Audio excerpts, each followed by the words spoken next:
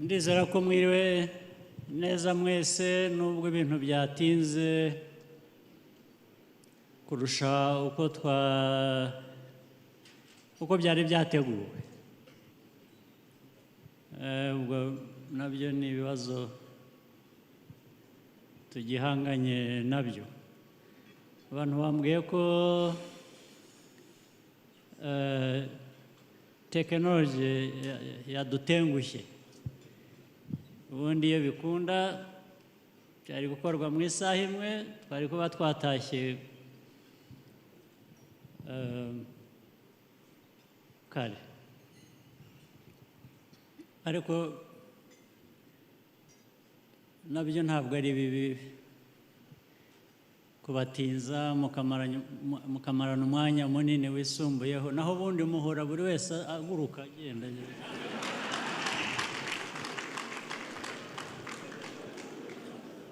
Abantu bahura bareba ku isaha, ntabwo musigaye mukora nk'abantu, musigaye mukora nk'imashini. Imashini zadutengushye rero zituma dusubira kuba abantu. Kuruhana burya ntabwo ari igitangaza. Reka njye ku ngingo nkuru z'uyu munsi. Icya mbere na mbere, ndashimira mwese muri hano n'ibyakozwe byose n'ibyavuyemo muri ibyo bikorwa.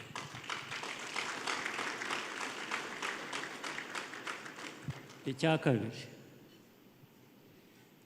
mbere y'uko ngera ku batowe uyu munsi, nanjye byangezeho,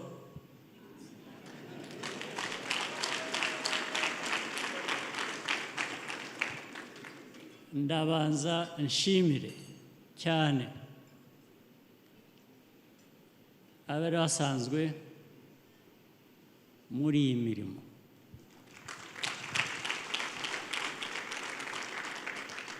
Ndashimira wari uri vice chairman Bazivamo,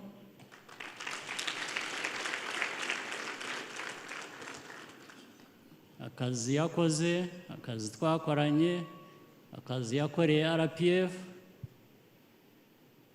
ndetse hejuru y'ibyo yakoraga n'indi mirimo.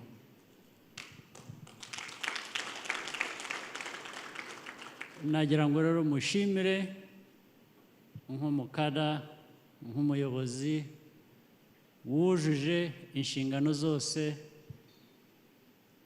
uko yagombaga kuzuzuza. Ndabashimiye cyane. Ndanashimira Secretary General wahozeho icyo igihe,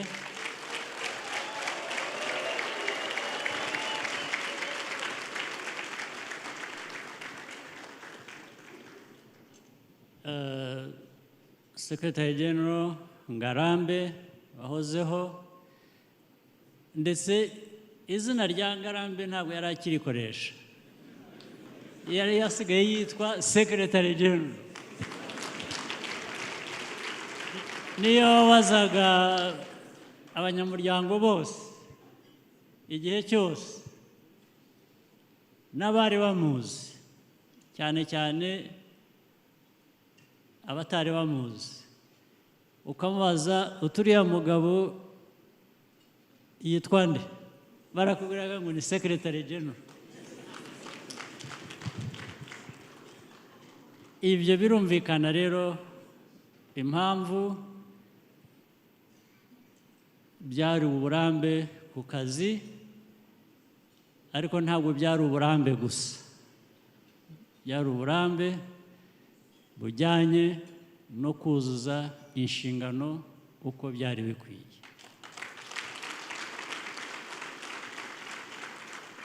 Ndagira ngo nongereho ko kuba batongeye gutorwa uyu munsi ngo bakomeze, ntabwo ari uko abanyamuryango ba RPF batashatse kubaha icyizere. Oya, yaba bazivamo, yaba Ngarambe, nibo bahisemo kuvuga ngo reka tube turuhutse tubirekere abandi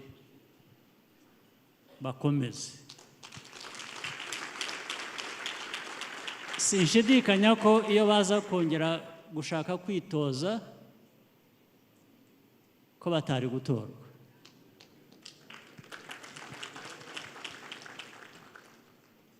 Ibyo turabibashimiye rero. Kuri iki aricyo nshaka kubivugaho. Buri gihe ndabashimira, nshimira icyizere mungirira kuva kera.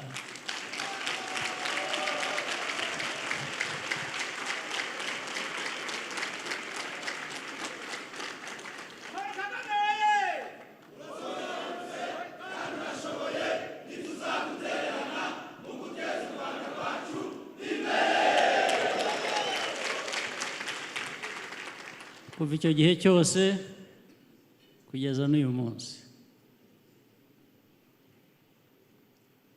ndabashimira, biranshimisha. Ibyo ntibisubirwaho, reka mbe mbishyize iruhande. Icya kabiri, iyo mwanshyizemo icyizere nk'iki buri gihe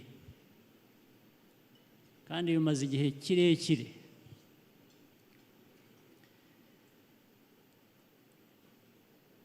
harimo ibintu bibiri. Harimo kwishimira icyizere imirimo, hakaza n'ikindi gitandukanye n'ibyo.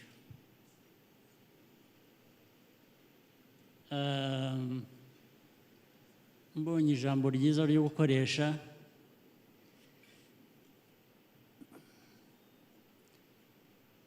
ntabwo ndi bubahishe.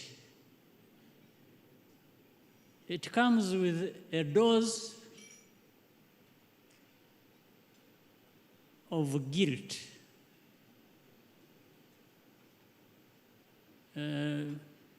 Numva mfite umwenda, numva hari ikintu mu byiza tugenda twuzuza hamwe bishingiye kuri icyo cyizere, ni ukuvuga ngo hari iki kibuze, tugomba guhora dushakisha uburyo bwo kugikemura, bwo kukibona. Icyo mvuga ni iki? Icyo mvuga ni ukuvuga ngo dufite inshingano. Ngewe iki nshyiramo uwo mwenda nk'umuyobozi wanyu, mwashyiramo icyo cyizere kingana gityo. Mfite umwenda wo kuvuga ngo Iyaba byihutaga uko dukora bigatuma haboneka undi wakora nk'ibyo Muntorera gukora.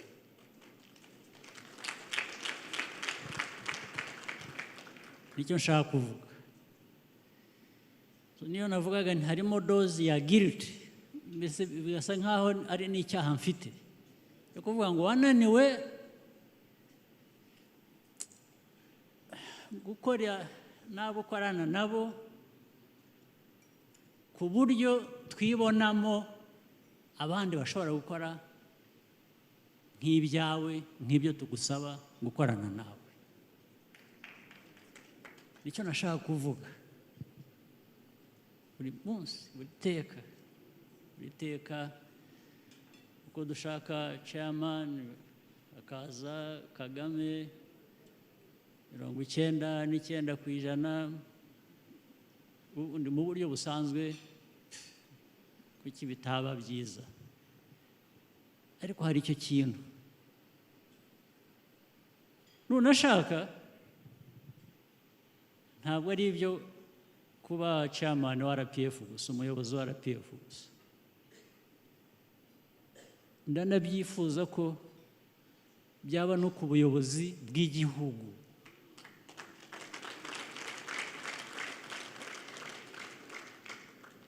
Mujye mumenya ngo iteka uko bigenda gutya,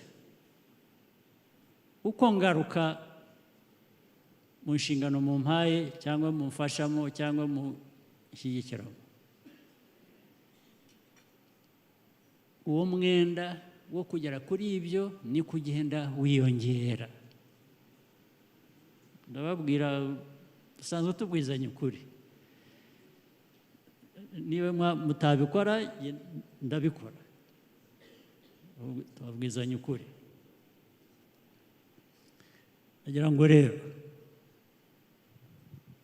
namwe mukomeze mubitekereze,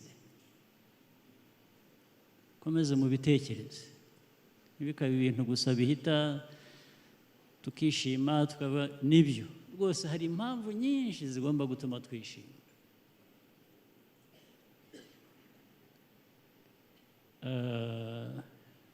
Nka Abudara uhora utuma twishima, niryo zina rye. Ibyo twakwishima, ariko jya wishima ariko nurangiza wibaze.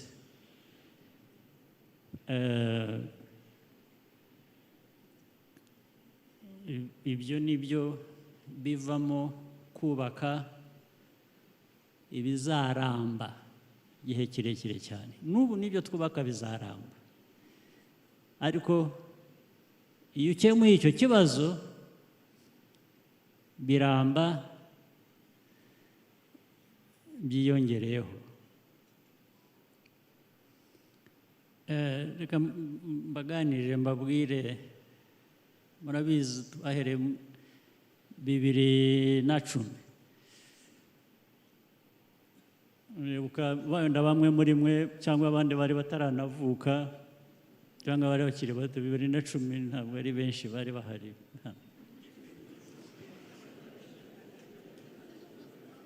Ni kera, hashize igihe, kandi mwe ntabwo mubayeho igihe kirekire cyane, cyafite iyindi myaka myinshi imbere. 2010 hari abantu bakuru bari hano baribuka, twagize inama muri Petit Stade. Petit Stade hari abari bahari? Aha, bari hano tuganira, abantu bavuga ninde ugiye gutorwa kuba umuyobozi wacu, kuzaba perezida muri uwo mwaka. Icyo kibazo cyaragarutse ndetse ndakibabaza, ndetse ndababwira icyo gihe abari bari aho bari barenze 2,000.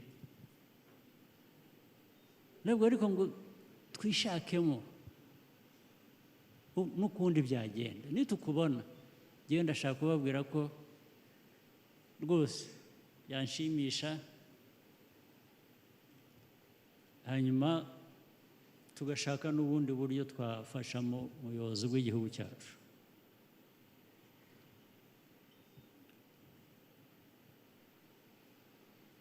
Ibyo nize kuvuga kare rero, ibyo ari byo byose tugomba kwikorera ibyo twifuza twebwe ubwacu, ubundi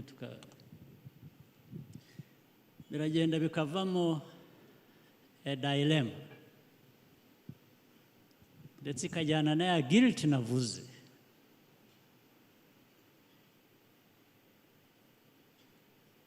Ndetse byageraho bikajyamo noneho the other external factors nazo twavuzeho,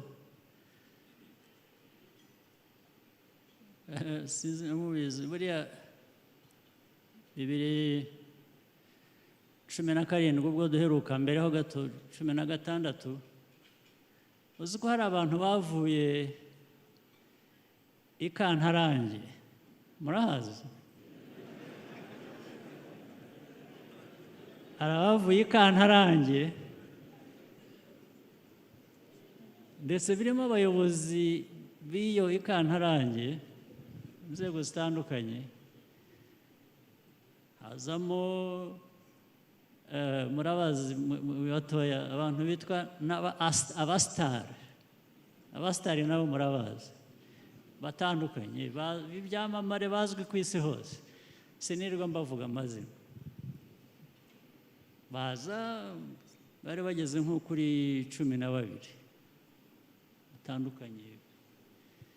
Bazanywe n'iki? Bazanywe no kumbaza ngo ariko urashaka kongera kwiyamamaza kuyobora igihugu?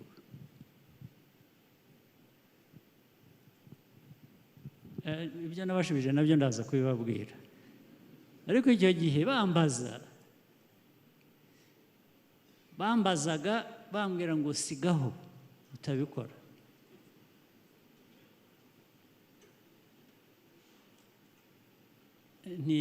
Noneho ndababwira ariko iwanyu aho muva ndahazi, ibyo mukora ndabizi, mubikora hari uwababwiye kubikora, mubikoreshwa n'abandi bo hanze. Icyo ni kimwe. Icya kabiri, ntigeho kugira ngo mbahe igisubizo ubu ngubu, ndabaha uburyo bwose, mugende mujye muri buri karere, ndabakorera, ndabahamagarira n'abaturage baze n'abayobozi babo n'iki baze mubabaze icyo kibazo yewe mwo kukimbaza.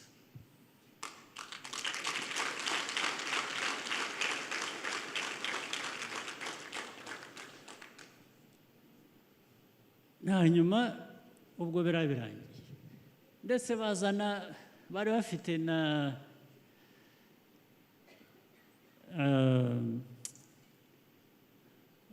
they would call a proposal. Bambwira ngo ariko bampaye proposal z'ubwoko bubiri cyangwa butatu. Cyambere barambwira ngo ibintu byose umaze gukora bajyaho barabishima bavuga bimwe, ndetse ndababwira ariko mwe mubizi muti ibyo byiza ubundi bageraho gute? Konzi ko bigera ku banyarwanda mwe mubizi muti? Nariko reka ibyo nabyo mbiyihorera. Ubu batangira barambwira ko hari imirimo iri international bashobora kungezaho,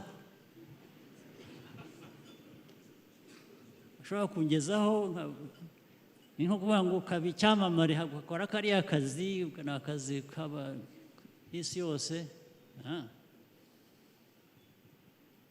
Iyo ni proposal ya mbere. Nabwo ntariko usibye ko ibyo ntabyo nabasabye, rwose nagira ngo mbongerereho ko nta n'ibyo nshaka.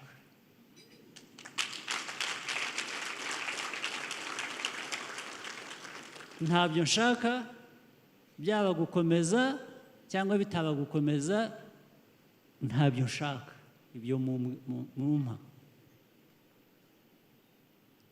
Icya kabiri bakambwira ngo ariko ngo buriya ufashe umuntu ukamushyiraho, ndetse batararangiza baba bambwiye amazina, umwe babiri nk'akanaka.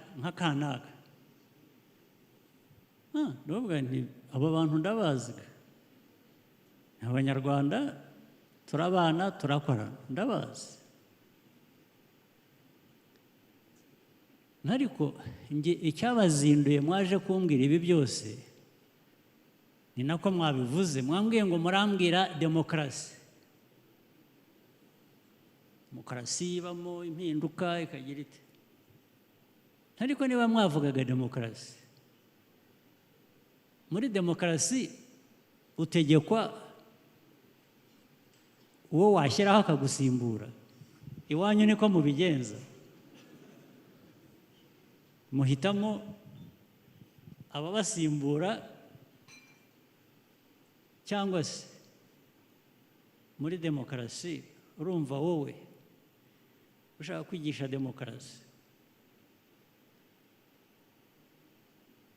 ukwiriye kunzanira izina ry'umuntu abanyarwanda bakwiriye kuba bibonamo,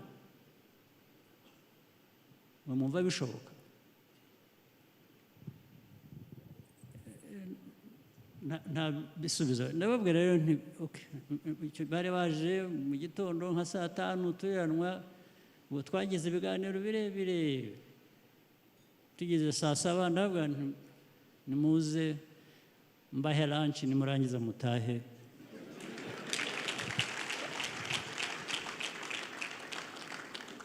Ntimwakoze kudusura, ibibazo byacu tuzabyirangiriza rwose, mutavunitse tuzabirangiza. Ubu ndababwira ukuri kw'ibintu uko bibaho. Rero hari iyo dilema iriho ngomba gushaka uko nkemura, naho bitazavamo icyizere, imikoranire byiza dushima, kugira ngo bizavemo icyaha ntabwo ari byo.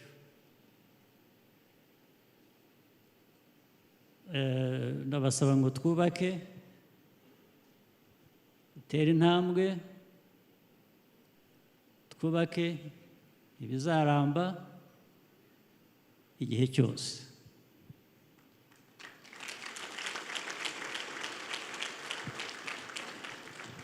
N'aba mwatoye mu mirimo itandukanye, abajeni, abakomiseri, iki n'abandi bari hano batatowe kubera ko imyanya yo ni mikeya, ariko ni iy'uyu munsi, ni iy'iki gihe, ariko ntibibuza abantu guhora batekereza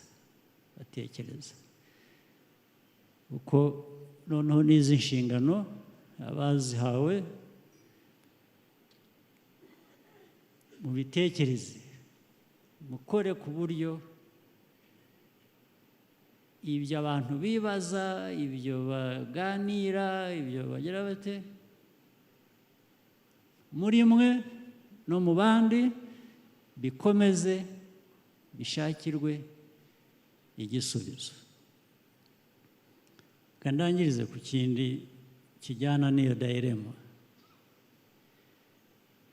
Ubu n'uyu munsi n'ikindi gihe mu minsi ishize itari ya kera, muzi bitwirirwa dushakisha abantu bose uko bazana ishoramari hano, ibintu byinshi ku isi hose. Mfite amabaruwa nibigera igihe rimwe nzayabasomera n'abayanditse. Unakambwira atari ko turakora ibi mu Rwanda, twashyizemo amafaranga angana atya, turashaka gushyiramo andi, kambaza ngo ariko muri 24 uzagaruka cyangwa ntuzagaruka? Abo nibo banteye n'impungenge kurusha ba bandi baje kumbwira, ariko bakanabikubwira, akambwira ngo turakubariza kuri ntabwo nzashyira investment ya miliyoni 100 200 z'amadolari mu Rwanda ntarishuba y'aho ibintu bigana igihe kingana iki. Kambwira batyo nageraho hari biriya byo kuvuga ngo igihe kibaye kirekire dukwiye gushaka uburyo ibintu bigenda bisimburana. Yene hari icyo kindi yimbwira ngo ariko cyari hariya cyangwa niyo bigize icyo ntabwo tukije. Niyo dilema navugaga. Dilema igendega kuri ikavamo na guilt. Asa nkaho ari icyaha, nkaho hari icyo wakoze. Ubwo nkabigiranya nkashaka uko mbigirana ariko ibintu bizagenda neza. Iyo ntagarutse hari abandi bazakomeza. Rero abo mvuga ngo hari n'abandi bazakomeza batangire babagaragaremo. Kubagaragaramo biva mu bikorwa bya buri munsi dukora bigatanga icyizere ku Banyarwanda no ku banyamahanga. Niyo mpamvu twebwe mu Rwanda erega ntabwo twakora nk'abandi bantu mu buryo busanzwe. Ibibazo bafite n'ibyo dufite biratandukanye. Ikintu kimwe wakora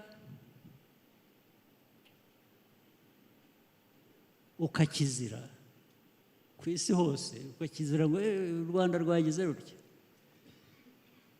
abandi bose bakora bibi byikubye inshuro nyinshi ibyo ngibyo, bo ntawe uri bubavugeho.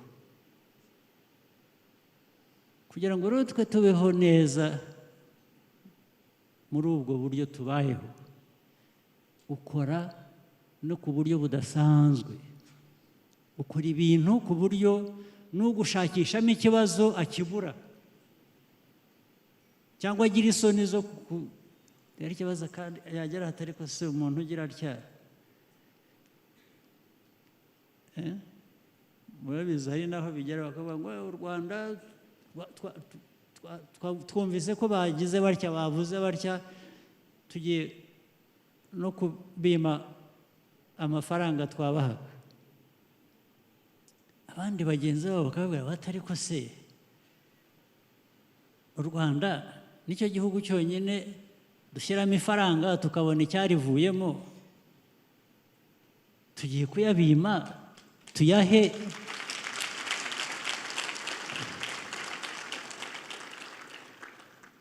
tuyahe aho dushyira amafaranga bugacya yarigise utazi aho yagiye. So that is the differentiator. Nicyo ni nkeke duhoraho, ni nkeke yo kuvuga ngo niba umuntu yampaye icyizere cye, yampaye amafaranga ye, yashyize mu gihugu, turakora ku buryo amwungukira cyangwa abyara umusaruro ari ku Rwanda cyangwa ari ku wayashyizemo. Ibyo rero ntabwo bipfa kuza gusa, bituruka mu bikorwa by'abayobozi. Abayobozi ni benshi, namwe muri abayobozi mu buryo butandukanye. Hari abatowe ba komiseri, hari abandi bayobozi bakuru bari hariya. Iyo mikorere igaragaza ko abantu bakwiye kukugirira icyizere, baba mu Rwanda baba bo hanze, ni ngombwa kuko niko duteye, niko igihugu giteye. Iyo utakoze utyo tuzaba ubusa, tuzarigita. Nimuhitamo kuba abasanzwe, bagira batyo umuntu akavuga atari ko se babandi ko ari nk'abandi bose tuzi. Okay, that's your choice. Muzahitemo.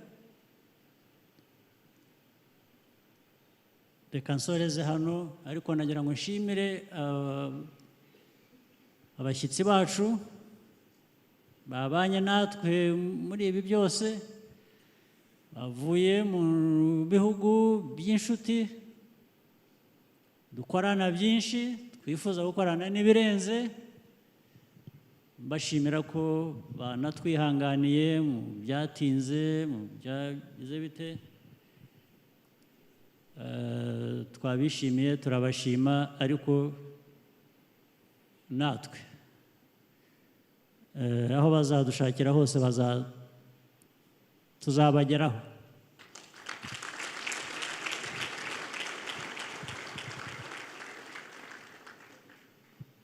Murakoze cyane rero mugire ijoro ryiza n'ubuzima bwiza bw'igihe cyose.